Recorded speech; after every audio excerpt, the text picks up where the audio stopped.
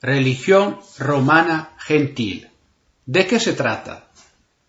Hola, soy Mario Basile del Movimiento Tradicional Romano, que es la asociación más antigua en el mundo que promueve la antigua religión romana. Y esta es la versión española de la primera parte de un curso introductorio sobre la religión romana gentil. Entonces, ¿de qué se trata? Si quieres saber más, sígueme.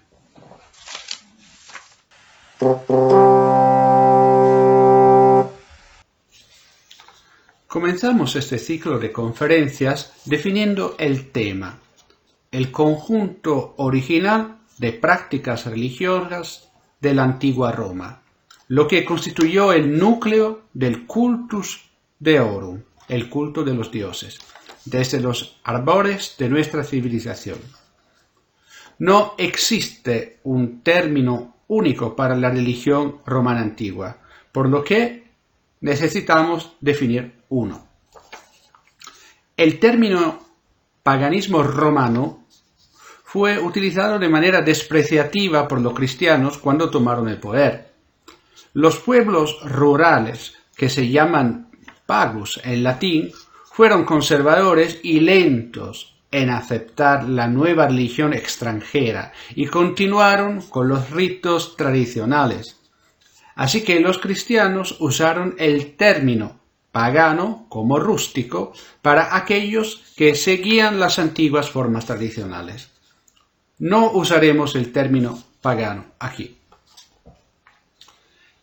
El término politeísmo romano, aunque no expresa la negatividad de la definición anterior, es impreciso, ya que, como veremos, surge de un contraste tardío con el monoteísmo cristiano, lo que lleva a un error de valutación.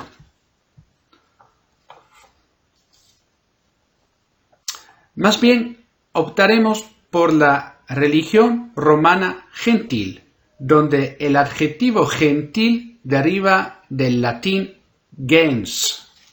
Gens es una palabra latina entendida como un conjunto de personas relacionadas a través de un ancestro común por nacimiento, por matrimonio o adopción, posiblemente durante muchas generaciones.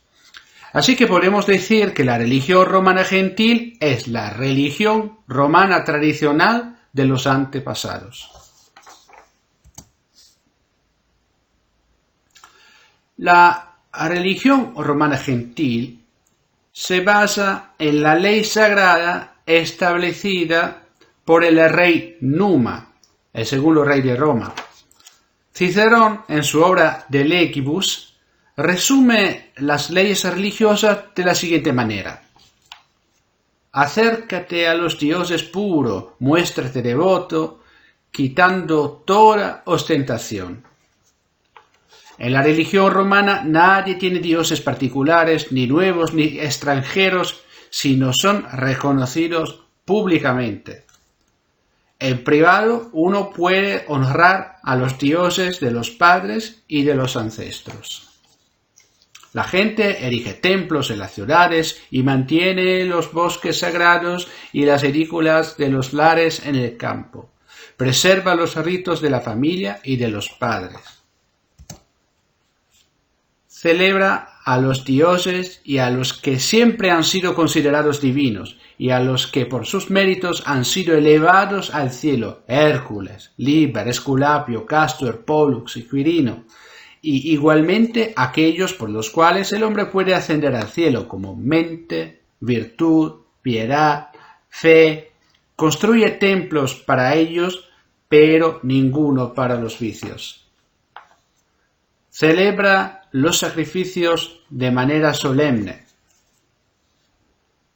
Hay diferentes sacerdotes para diferentes dioses. Los pontífices son para todos los dioses, mientras que para cada dios hay un flamen particular.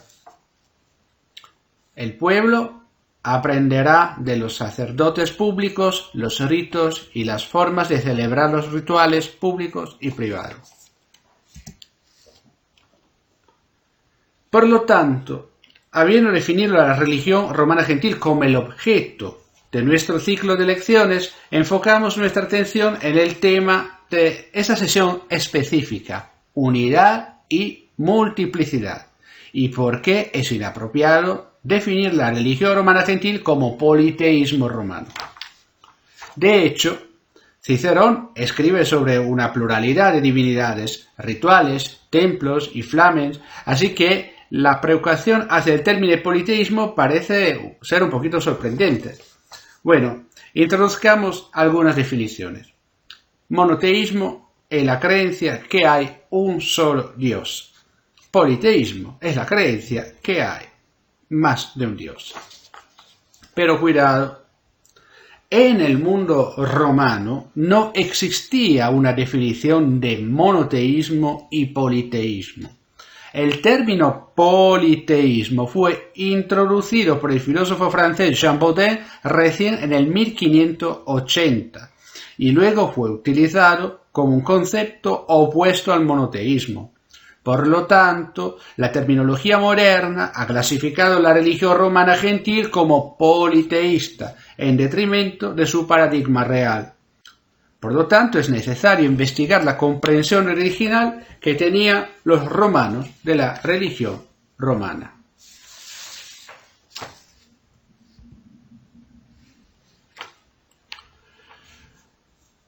Ahora, no existe una religión romana gentil entendida como un cuerpo canonizado de creencia, es decir, una fe.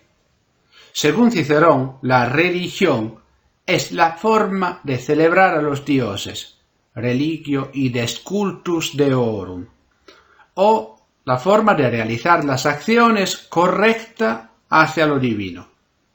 La correcta celebración de los ritos gestiona pragmáticamente la relación con lo divino a través de la experiencia de modificar, atar y disolver los lazos sagrados, aquí y ahora.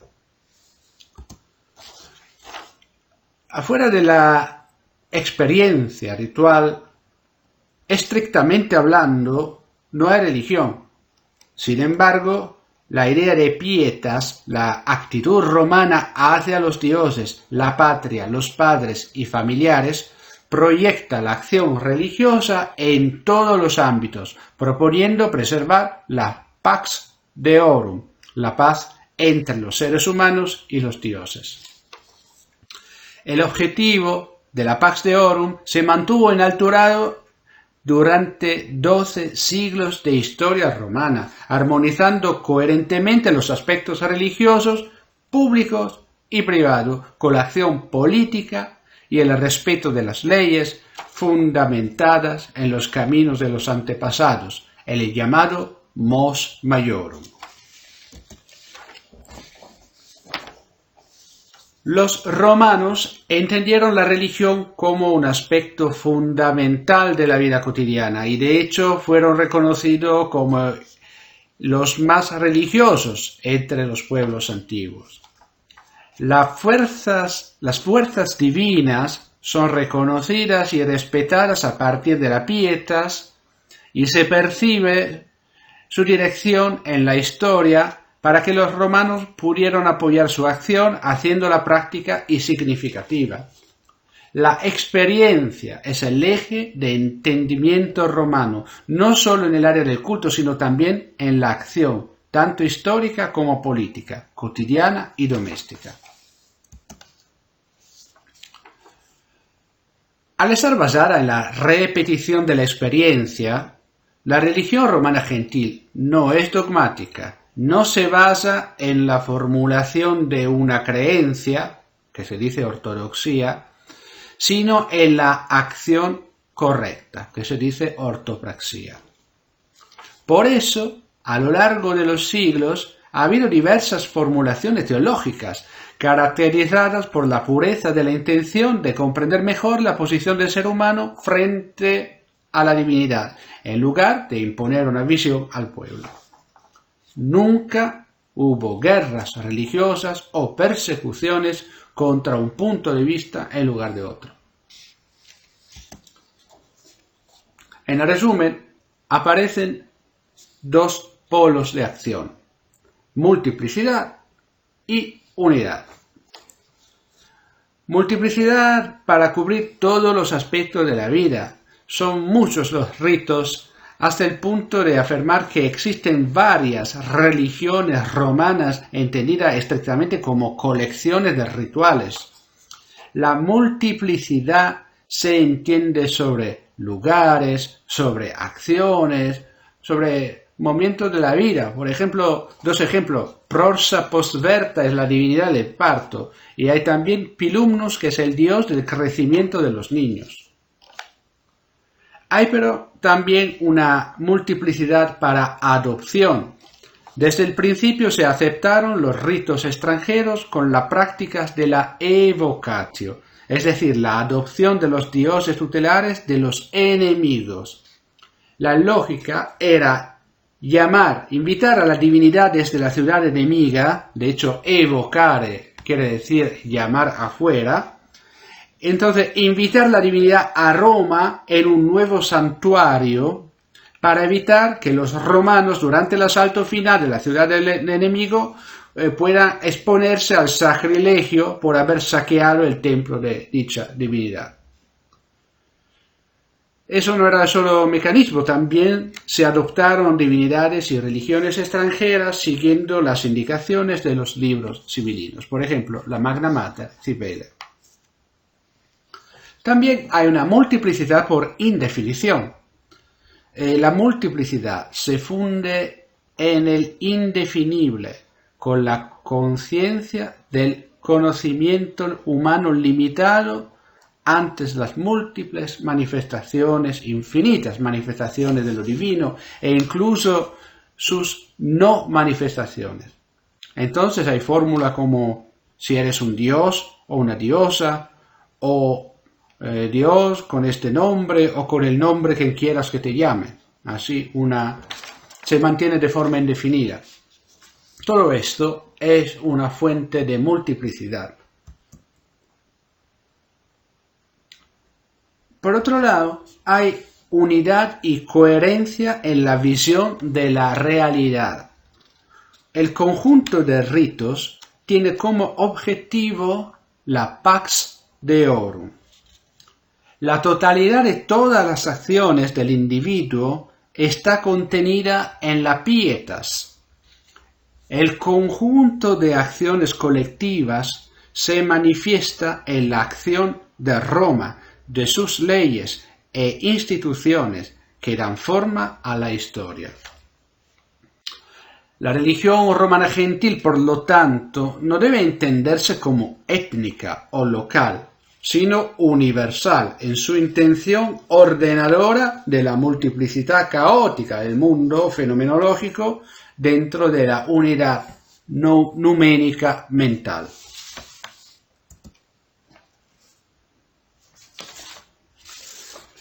En otras palabras, la religión romana gentil aparece politeísta en multiplicidad, en la atención ritual a todas las manifestaciones de lo divino, especialmente a los dioses, seres sobrenaturales casi omnipotentes, con características específicas, y a las divinidades menores que pueblan la vida cotidiana.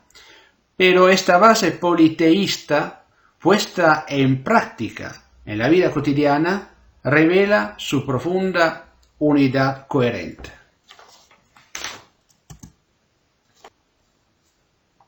Esta unidad fue bien entendida y explicada por los filósofos neoplatónicos. Plotino, en el tercer siglo de la nuestra era, seguidor de Platón, enseñó en Roma la idea de una única causa primera, el uno, completamente trascendente más allá de cualquier idea religiosa y cualquier culto, a partir del cual se desarrolla toda la realidad del universo. Y este fue el comienzo del neoplatonismo. Porfirio interpretó religiosamente al uno como una entidad puramente trascendental, siguiendo Plotino, pero consideró a los dioses de la tradición greco-romana como las entidades que se emanan del uno, ofreciendo así una lectura universal de la religión. La religión romana gentil obtuvo un sólido sistema teológico adoptado y desarrollado por Iamblicus I y luego por Proclo.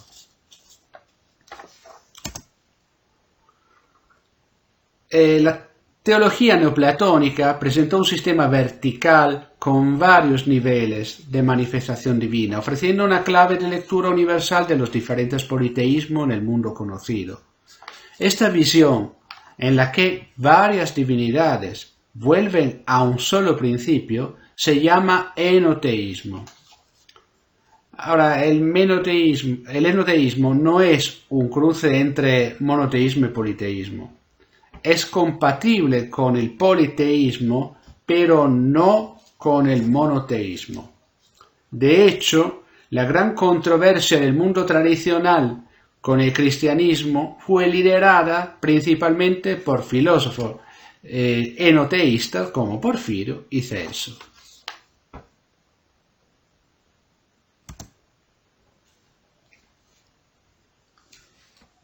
Definir la religión romana gentil como politeísmo romano es inapropiado, ya que distrae de las verdaderas características fundamentales de la tradición. Se reitera que la religión romana se basa en la repetición de la experiencia de lo divino más que en una formulación dogmática.